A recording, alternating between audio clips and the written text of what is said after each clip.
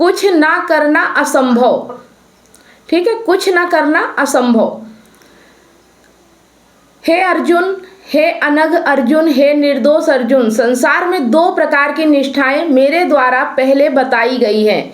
ज्ञान योग के माध्यम से ज्ञानियों की और कर्म योग के माध्यम से कर्म योगियों की। दो राहें मेरे द्वारा पहले ही सुझाई गई है, ज्ञान की और कर्म की। श्री कृष्ण का जो बड़ा योगदान रहा है श्रीमद् भगवद गीता के माध्यम से, वो रहा है जितने संभव हो सके सब योगों को बताना, सूचीबद्ध करना और साथ ही साथ मौलिक रूप से, दार्शनिक रूप से ये स्पष्ट कर देना कि वो सब अलग अलग होकर भी एक ही है। तो आज श्री कृष्ण आरंभ करते हैं ये कहने से कि मैंने ज्ञान योग बता दिया ज्ञानियों को, मैंने कर्म योग बता दिया कर्म योगियों को। फिर आगे क्या कहते हैं, तो अध्याय 3 श्लोक 4।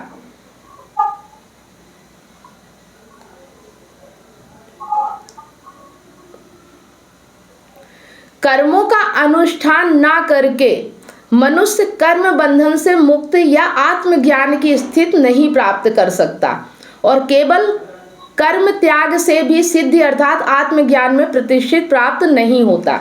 मतलब कर्मों का अनुष्ठान करके मनुष्य कर्म बंधन से मुक्त या आत्मज्ञान की स्थिति में नहीं प्राप्त होता और ना ही कर्मों का त्याग करके भी उसे आत्मज्ञान या प्रतिष्ठित प्राप्त होता है। या तो हम कर्म करते हैं या कर्म का त्याग करते हैं। हमने अभी तक दो ही चीजें समझी है, लेकिन यहाँ पे बता रहे कि दोनों से आत्मज्ञान नहीं मिलता है।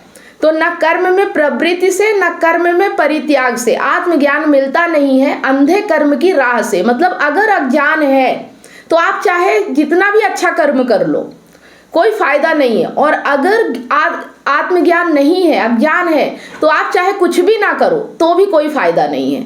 तो जरूरी क्या है, आत्मज्ञान, खुद को जानना।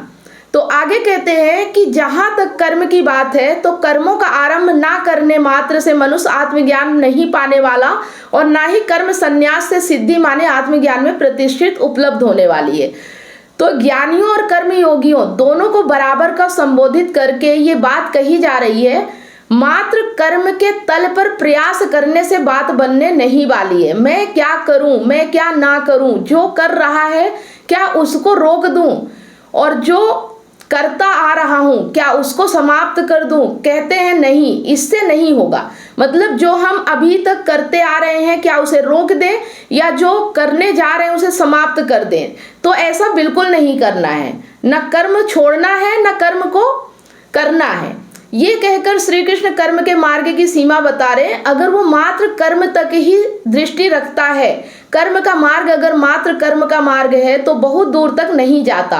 और अगर इस श्लोक पर ध्यान दे तो श्री कृष्ण स्पष्ट कर रहे हैं कि किसी भी मार्ग में अंततः आत्मज्ञान मिलना चाहिए। अगर उस मार्ग में कोई महिमा है, अगर उस मार्ग में कोई भी महत्ता सार्थकता है तो, और इसलिए कह रहे हैं कि देखो सिर्फ कर्मों का आरंभ ना करने से निष्कामता नहीं मिलने वाली और संन्यास भी ले लेने से कि जो कर्म चले आ रहे थे मेरे द्वारा भले ही बेहोशी में, मैं उनको अब नहीं करूंगा, वैसा करके भी सिद्धि तो तुम प्राप्त नहीं हो जाएगी। क्यों नहीं हो जाएगी? क्योंकि दोनों ही स्थितियों में दृष्टि तो आपकी सिर्फ कर्म पर है। मतलब अगर काम पर ही दृष्टि रखोगे तो फिर कुछ भी नहीं होने वाला। तो जिनकी दृष्टि सिर्फ कर्म पर है उसको लगेगा कि उसके पास दर्शन के लिए बहुत कुछ है, क्योंकि कर्म का एक बड़ा भरा पूरा संसार है। आप कुछ करते हो, आप उसका उल्टा भी कर सकते हो। जो कुछ आपने किया उसका कर्म फल आता है, जो कर्म फल आता है वो नया कर्म बन जाता है। और कर्म की कोई एक सीधी रेखीय श्रृंखला नहीं होती। 10 प्रकार के कर्म एक दूसरे पर आश्रित और गुत्थम गुत्था होते हैं और कर्मों में फूल लगते हैं तो कर्म का जैसे पूरा एक बगीचा हो जाता है। अगर कर्म से ही आसक्त रहना चाहे तो बहुत कुछ है करने को, बहुत कुछ है ना करने को, बहुत कुछ है जिसके बारे में सोचा जा सकता है कि करूं कि ना करूं। श्री कृष्ण कहते हैं वो सब ठीक है पर उससे बात बनेगी नहीं। तुम्हारी मूल समस्या, तुम्हें लगता है ये है कि क्या करूं, कहाँ को जाऊं, क्या पकड़ूं क्या छोड़ूं, पर वास्तव में तुम्हारी समस्या ये है कि तुम जानते ही नहीं कि कर्म चीज क्या है। मतलब हम सोचते हैं कि हम ऐसा कर लेंगे तो शायद ठीक हो जाए या इसे छोड़ देंगे तो शायद ठीक हो जाए। अगर पति पत्नी की बात की जाए कि पत्नी खराब है तो लगता है कि चलो इसको छोड़ देंगे तो ठीक हो जाएगा। नहीं, ना उसको छोड़ने से ठीक होगा, ना उसको साथ रखने से ठीक होगा। ठीक होगा कर्म को जानने से कि तुम कर्म की परिभाषा से ही अवगत नहीं हो। तुम चुनोगे कैसे कि सही कर्म क्या, गलत कर्म क्या, वांछित क्या, अवांछित क्या, कर्म अकर्म विकर्म क्या। कर्म दो होते हैं, ठीक उस तरह जैसे हम दो होते हैं। कर्म दो होते हैं। एक कर्म होता है जो हमारे अधूरेपन की अभिव्यक्ति होता है। अगर हम अधूरे हैं, हम दो हो सकते हैं ना, उन दो में से एक है अधूरापन, तो हमारा कर्म हमारे अधूरेपन की अभिव्यक्ति होता है। मतलब अगर हम अधूरे हैं, जैसे हमें लग रहा है कि कोई मिल जाएगा तो हम पूरे हो जाएंगे, कोई मिल जाएगा तो हमें प्यार मिल जाएगा, तो हम अपने आप को अधूरा महसूस करते हैं, तो हम कर्म करेंगे अधूरेपन से। तो उस कर्म में अपने आप को कर्ता मानना बहुत जरूरी हो जाता है, क्योंकि हम अधूरे हैं ना। जो अधूरा होगा वो कुछ पाने के लिए ही तो ललायित रहेगा, उसकी यही लालसा उसके कर्म में परिलक्षित होती है। मैं अगर अधूरा हूं तो मेरे होने का एकमात्र उद्देश्य क्या होगा, पूरापन पाना। पूरापन पाने की यही लालसा मेरे कर्म को रंगे हुए होगी, यही मेरे कर्म की धड़कन होगी। कुछ पाना है तो कर्म फिर सकाम होता है। मैं अधूरा हूं तो कर्म सकाम होगा और मुझे बनना पड़ेगा उस कर्म का मालिक।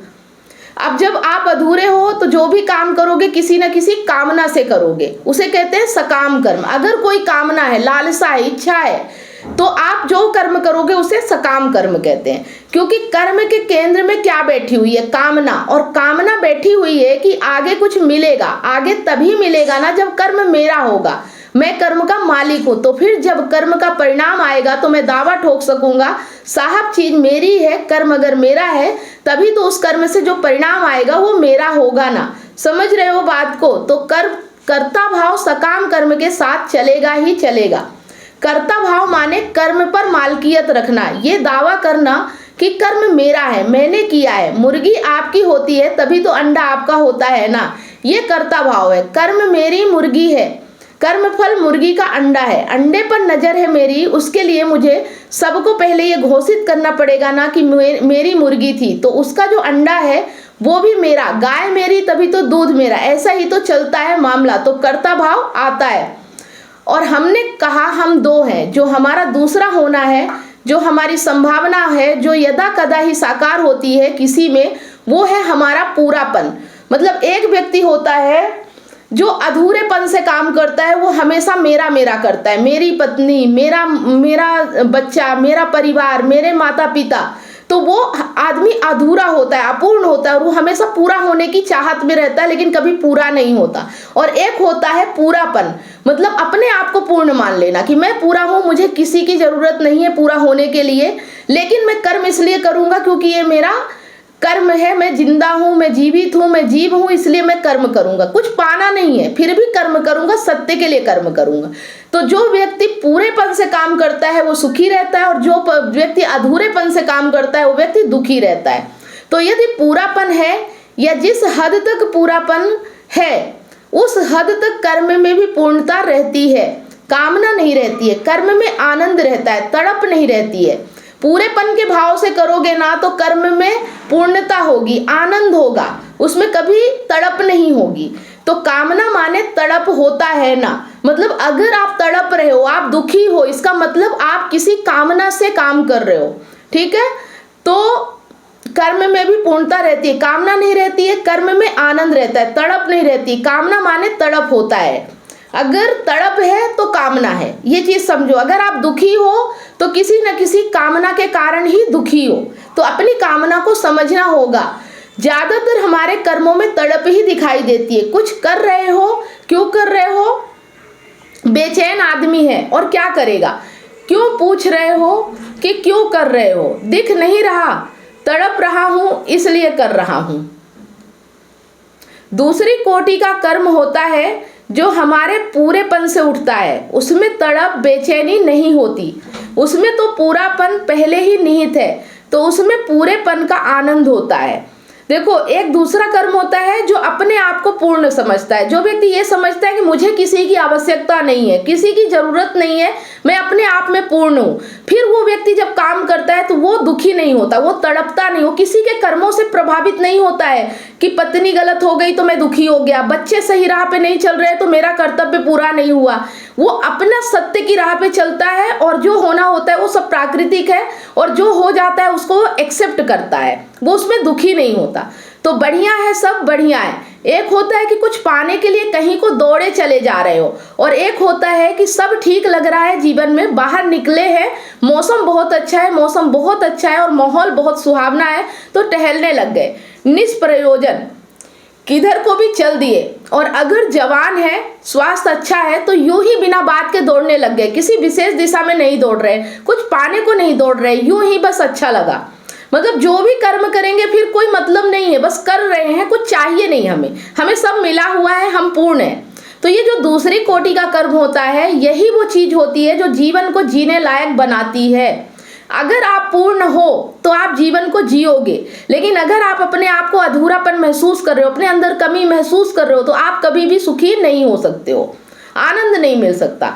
तो इस कर्म में कराह नहीं होती, ये चीखता हुआ कर्म नहीं होता। इस कर्म ने अपनी हथेलियों ऐसे पसार नहीं रखी होती है भीख पाने के लिए, कुछ मिल जाए कुछ मिल जाए, ये अपने आप में तृप्त परिपूर्ण कर्म होता है। मैं ठीक हूँ, मतलब फिर आप किसी से कुछ मांगते नहीं हो कि कुछ मिल जाए, और आप भिखारी की तरह जीवन जीते हो, इसीलिए आप हर चीज से दुखी होते हो कि ये चीज खराब हो गई, अब इसकी मुझे कमी पड़ जाएगी, अब मेरे साथ जो रिश्ता था मेरी पत्नी का, अब वो किसी और के पास चली गई या किसी और से मतलब रख रही है, तो अब मेरा रिश्ता कहीं खत्म ना हो जाए, कहीं टूट ना जाए। मतलब ये डर भी आपके जीवन में अगर है, लालच है, लोभ है, क्रोध है, ईर्ष्या है, जलन है, तो आप जिंदगी नहीं जी पाओगे, और आप जब तक समझोगे नहीं तब तक ये चीजें आपके जीवन से जाएंगी नहीं। तो अगर ठीक हो तो क्या कर रहे हो, ये जो हम कर रहे हैं ये हमारे ठीक होने की अभिव्यक्ति है, कुछ अलग नहीं है हमसे। देखो, कर्म तो उसका भी अलग नहीं होता जो अपूर्ण होता है, जो अधूरा होता है। आपकी अपूर्णता की ही स्थूल अभिव्यक्ति कर्म कहलाती है ना। सकाम कर्म भीतर आपकी अपूर्णता सूक्ष्म है, वही सूक्ष्म अपूर्णता स्थूल कर्म बन जाती है और कुछ नहीं।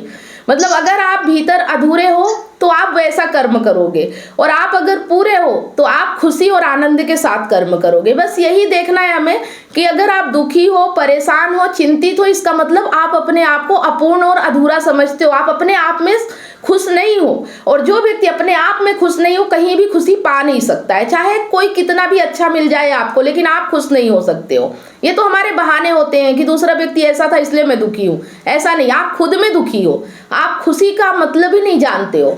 तो इस तरीके से भीतर जब आपके पूर्णता होती है तो वही पूर्णता, वही पूरापन एक स्थूल कर्म बन जाती है, और वो कर्म आपके लिए आनंदप्रद और दूसरों के लिए कल्याणप्रद होता है। जब आप आनंद में होगे तब दूसरों का कल्याण होता है। हम कहते हैं हमारे बच्चे बिगड़ जाएंगे, अरे हमें पता नहीं कि हम सही राह पे हैं, हम बच्चों की चिंता कर रहे हैं कि बच्चे बिगड़ जाएंगे। पहले खुद को तो सही कर लो, बाद में अपने बच्चों की चिंता करना। अगर आप ही अपूर्ण हो, अधूरे हो, आप ही सही दिशा नहीं जा रहे हो, आप ही नहीं जानते कर्म क्या करना है, तो आप बच्चों को क्या सिखाओगे कि क्या कर्म करना है?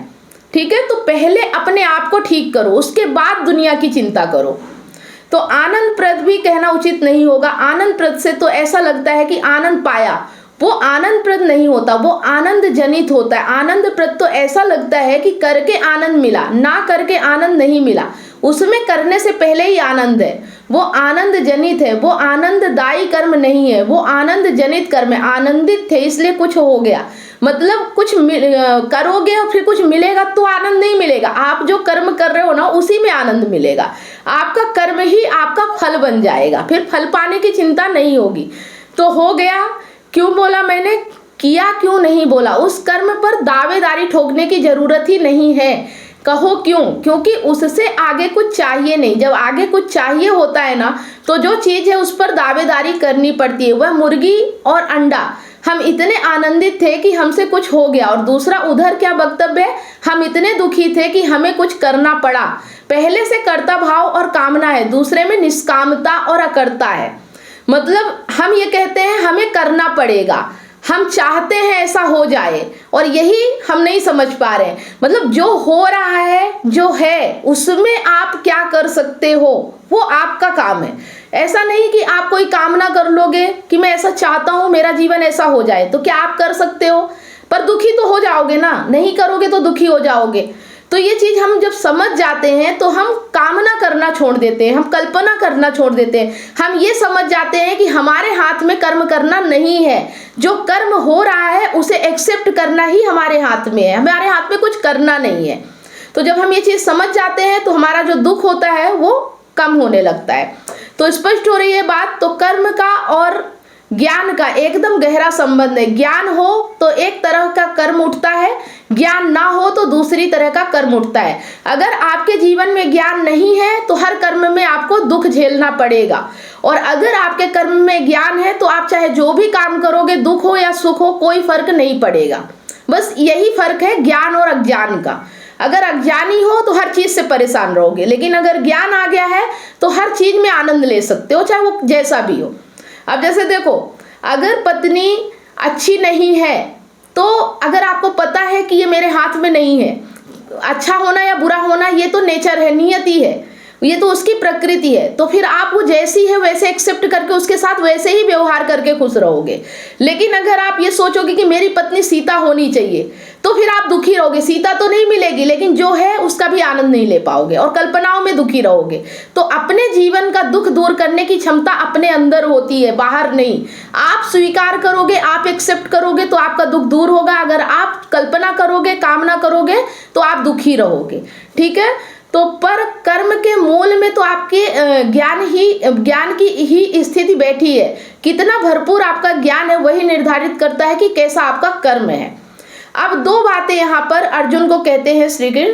पहली बात ये कहते हैं कि देखो, तुम कर्म का आरंभ ही ना करो, तुम कर्म का अनुष्ठान ही ना करो, इससे तुमको निष्कामता उपलब्ध नहीं होने वाली है। कर्म का आरंभ ना करना, ऐसा विचार, ऐसा सिद्धांत ही किसी अज्ञानी को आ सकता है।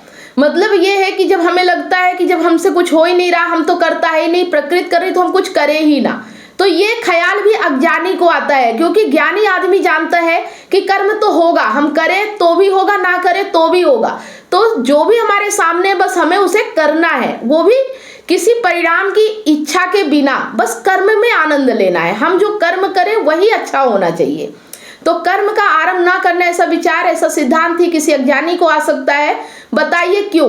कर्म का आरंभ ना करना, ये बात कि मैं कर्म नहीं करूंगा, कोई बहुत समझदार आदमी नहीं बोलेगा। क्यों? क्योंकि आप जो हो वो अभिव्यक्ति तो होगा ना। अगर आप इस धरती पे जन्म लिए हो तो कुछ ना कुछ तो करोगे, बिना किए तो रह नहीं सकते हो।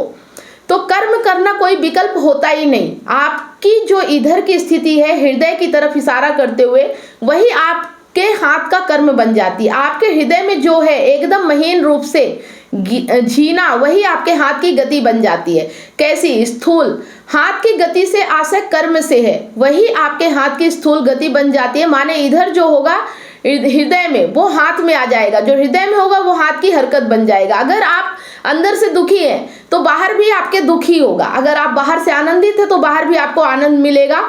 ये आपके भीतर की अवस्था है कि आप जैसे भी सोचोगे, आप जैसा भी समझोगे, आपके भीतर जो चल रहा होगा। आपके अंदर अगर लालच है तो बाहर आप लालच से कर्म करोगे। अगर आपके अंदर स्वार्थ है तो आप स्वार्थ से कर्म करोगे। अगर कुछ पाना चाहते हो तो फिर उस कामना से कर्म करोगे। तो जैसा भी कर्म करोगे परिणाम आपको वैसा ही मिलेगा। अगर लालच है, कामना है, स्वार्थ है, तो आप हमेशा दुखी रहने वाले हो, चाहे कितना भी अच्छा कर्म कर लो। तो कोई बोले कि मैं हाथ की हरकत करूंगा ही नहीं, तो मैं कह रहा हूं कि वो समझदार नहीं। क्यों? हृदय और हाथ साथ चलने हैं। कोई बोल रहा है कि हाथ नहीं चलाऊंगा तो हृदय भी मत चलाओ मुस्कुराते हुए। ऐसा हो सकता है क्या कि भीतर जो आप है वही समाप्त हो जाए? अरे भीतर एक चेतना बैठी हुई है, हृदय से मेरा आशय चेतना है। यहाँ पर आपके भीतर एक चेतना बैठी हुई है, उसकी अपनी एक स्थिति है। उसकी जो भी स्थिति है वो हाथ की हरकत तो बनेगी ना, कैसे रोकोगे? मतलब आपके भीतर जो चल रहा है वो बाहर होके रहेगा, उसे आप रोक नहीं सकते हो। तो अगर ये भी कहते हो कि कर्म नहीं करूंगा, किसी तरीके से कर्म को वर्जित कर दिया या दमन कर दिया कर्म का, तो इससे क्या पता चलता है कि भीतर क्या है? अगर कर्म दमित है तो माने चेतना भी दमित है, लेकिन है तो या चली गई है। दमित है पर है ना, वही जो सूक्ष्म रूप से चेतना कहलाती है चीज, वही स्थूल रूप में भी होती है। ठीक है, तो कर्म हो गया।